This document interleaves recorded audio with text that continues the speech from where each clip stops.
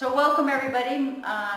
For introductions, my name is Nancy Bonnell. I'm the Vice President Operations here at YMCA Southcoast, but I'm also the co-coach for the Voices for a Healthy Southcoast Coalition. So I want to thank you all for coming today and participating. I think it's going to be a great workshop. I'd like to introduce Gustavo Torres, who has come through M&R Strategic Services as a consultant, and he will bring us knowledge and work plans so that we can go out and continue to do our healthy community work and proceed. So, without any further ado, can I get welcome Gustavo. Can I get special music? I was hoping like special music would come on. We can sing. You guys sing? We'll save that for later. I'm like, because you don't want to hear me sing though. But we'll be talking. I do a little more. He hails from California, has an undergraduate degree in liberal arts, lives in Hyde Park. He's been doing some consulting with Northeastern. Did you know that Northeastern University just went smoke-free? So that's what he's been up to. More to come, right? We'll find out some more. Yeah. Great. And besides, I'm not the important one, you guys are, so, right. You know, but I'll talk a little bit about myself. But who doesn't like talking about themselves? Do you like talking about yourself? To talk about myself? Yeah. I love it. I can tell you do. Ashley, you're a little bit more modest, aren't you? You're a little bit more shy and reserved. I'm sure by the time the 4 hours is up today, you'll be like dancing on a table doing something crazy. I don't know. And then talk about yourself. Right. Well, I first want to welcome you guys. Really great to have a nice core group of young people as we really start to develop this process and look at how we can build this institute as a model to help serve other communities and other agencies and other organizations. Really looking at ways to incorporate young people into not only movements, but really having young people identify priority areas and where we really need to go in the development of our communities. So, I'm getting this thing is a little bit funny. So, you fill out the application, you understand there's 3 parts to this, to the Training Institute. We do have a kind of informal 4th part that we're going to be talking about a little bit more, and that's the actual presentation of all the information and the skills that you're learning and the project that we designed, and presenting that to an audience, which we'll discuss as we get later into the presentation. But today we're really going to go through Advocacy 101, overview of the Voices policy goals, and then survey development. It's going to be a really, really intense 4 hours, so at any point, please, if I'm going too fast, or like, whoa, this is too much, I'm like, seriously, I need a break. Let's just, pump the brakes, raise our hand, say, ask a question. You can interrupt me at any time, please. But session 2, which is this Saturday, is from 11 to 2. We're going to do some confidence building. And really, this is the main part of our survey implementation. So we're going to be working to develop a survey today. And then by Saturday, the goal is to actually have a survey using all the information that you guys put together that you can start to implement. So we're actually going to see the cause and effect of all your hard work in a couple days. Session 3 is going to be November 11th from 3:30 to 7:30, as you know. We're going to look at some public speaking skills. We're going to review the survey results because we'll have about a week and a half worth of data that we've collected. And then do some presentation development where you're going to work on presenting the data from the surveys that we've collected. Make sense? Yeah. Okay. So, and I want Nancy to speak a little bit about Voices, just a little bit about, and is everyone familiar with Voices? Lauren is. Great. Lauren's been brainwashed. No, she hasn't been brainwashed. She's been putting together when Lauren has time off from school, she comes in and organizes all our press releases and chronological event pictures, you name it. She's done 3-ring notebooks, several for me. Yeah, she's kind of our archivist. Is that what you call it? Archivist? Yeah. Yeah.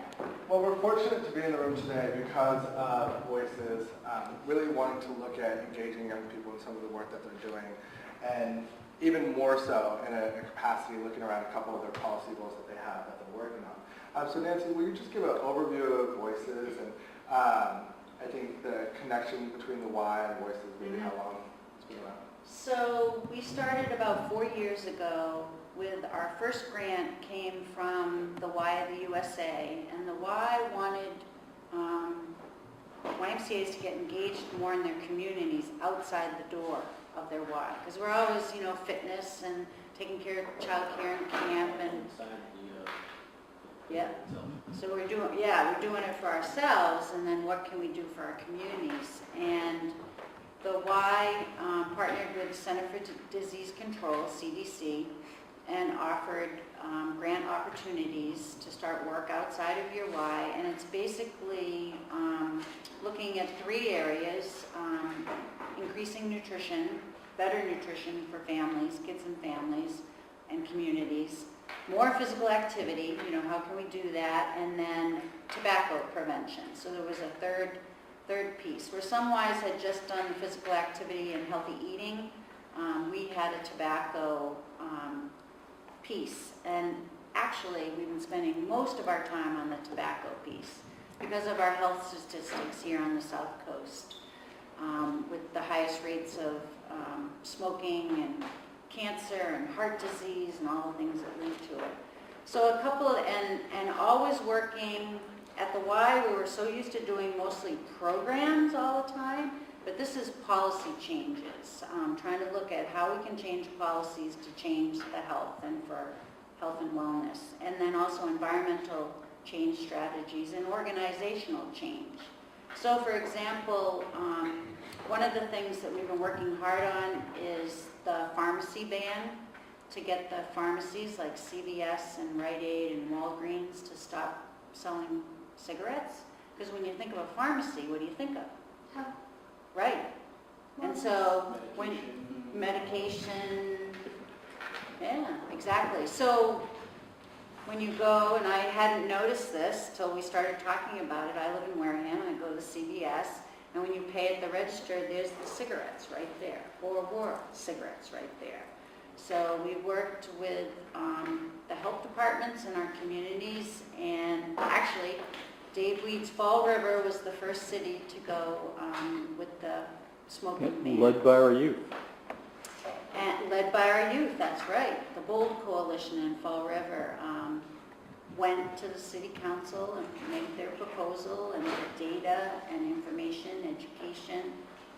So it was awesome. So it was Fall River, and then New Bedford, and we did Wareham, Fairhaven, Dartmouth, Westport, Yeah, our side would. and it was Lawrence Wright. Yeah. Students Against Destructive Decisions. Decisions, yes. Our side group at our high school, I went to represent, but we got pharmacy in like CVS and like the Westport Apothecary to like not sell like tobacco products anymore. So if you go in Westport CVS, there's no tobacco products. Yeah. Much like the 84. Yes, exactly like the I 84. worked Yeah. in the 84 Mm-hmm. last year. We were the 3rd group out of the whole factions. Mm-hmm. It was much like what you're describing, so I kind of get the gift of what you're saying. Get that, yeah, yeah. And then just to give you an example, we're working internally at the Y here to change, to add policies, a healthy meeting and eating policy, that we will always offer healthy options. Because, well, for example, we always get just pizza for a luncheon. So now we're adding salad, so there's an option, and apples. Trying to, really be the leaders in health and wellness and role models, good role models. So that's just a brief example of some of the things we've been working on. Great. And I'll briefly, a little bit about myself. Like I said, I really don't matter. But I started my journey in tobacco control when I was 12 years old. So I've been involved in tobacco control, youth advocacy, policy development for a really, really long time. And it's really allowed me the opportunity to kind of grow into a career. My job now is all based upon the work I was doing when I was 12 years old. So it's kind of funny to think, okay, well, what does it mean to volunteer? What does it mean to work and be involved in different programs and campaigns when you're young? I mean, It's about finding things that interest you, and it's about taking the opportunity and seeing where you can go with it. I took this opportunity and I ran with it. Right out of high school, I was offered a couple of jobs, and I was really fortunate in that aspect because right then there was a lot of need for really great youth programming and youth involvement, and there was a lot of money out there to work with youth. And so I really had the opportunity to really grow, and I moved from California 4 years ago to manage a national program focused on tobacco control, specifically within the LGBT community, which is really interesting. And so for the last 4 years, I've been doing that. And I just left them and doing some program work as I'm deciding where I'm going to end up, whether I'm going to go back to work at UCSF, building a brand new capacity building network with them, or if I'm going to go work for a company in San Diego, doing some really youth-focused initiatives funded through the FDA around tobacco control. So by dedicating myself to something, it's allowed me to have something for myself, and make sure my bills gets paid, which is really nice. But more importantly, it's really exciting to think, like, I'm 30, I'm pretty old. But now that I'm 30, I think, like, okay, when I was 12 years old, Ashley's age, like, not to call Ashley out, but Ashley's 12.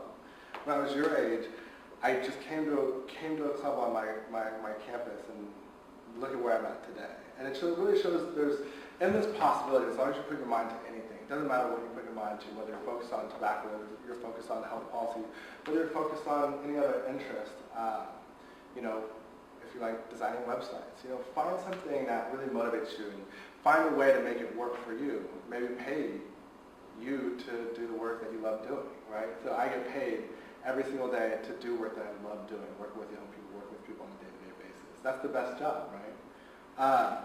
But I got there through a lot of hard work, but more so dedication. So it's just really important for you guys just to think, like, what you're doing right now could, quite honestly, truly impact your life for future, your future life. The program that we've presented, or that we've prepared today is really intense. So we're really going through some advocacy and some survey development. And so we're going to go through some of these pieces a little bit fast. At some point, if you want to slow down and say, whoa, ask questions, please. I know sometimes I could talk really, really fast, and I talk a lot. I mean, that's why I'm here. So I just want to go through some group expectations and ground rules. We want to make sure we respect fellow participants' thoughts and comments. I think that's pretty standard. Participate in group discussion.